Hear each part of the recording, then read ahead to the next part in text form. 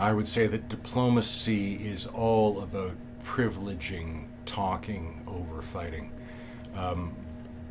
Though many diplomats might not be intellectually aware of that, because we don't have a very scientific approach to diplomatic teaching and learning in Canada or in North America. And I mentioned how peace studies are so rare here compared to in Europe, and it follows, and it isn't really surprising, that diplomatic studies don't exist on Canadian university campuses. Diplomacy is sometimes, but not always, touched on in international relations survey courses, but there are no courses in diplomacy per se offered at any Canadian universities. In the U.S., there are several graduate degrees available in public diplomacy, which is all the rage these days.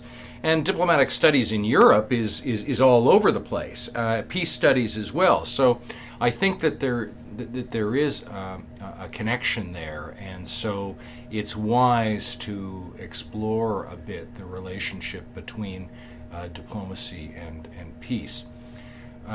University of Toronto historian James Ayres describes war as the failure of diplomacy.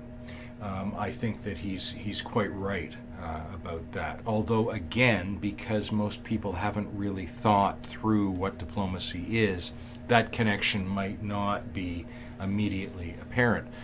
You know, if you define diplomacy, or if you ask anyone to define diplomacy, most would come back at you with something like, oh, well, I think it has something to do with tact and discretion and probably good judgment and a certain amount of politesse, but I'm really not sure.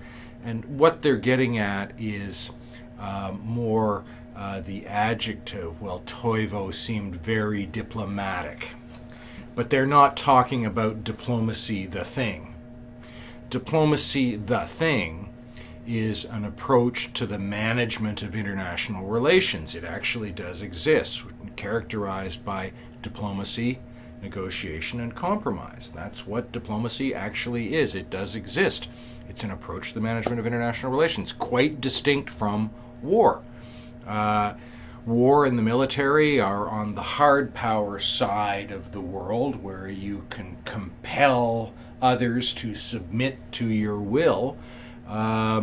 Diplomacy is on the soft power side of things, where you're using persuasion and influence to try and get others to want what you want by the power of attraction. It's a very different approach to going about the business of international relations. So diplomacy and peace are quite closely related.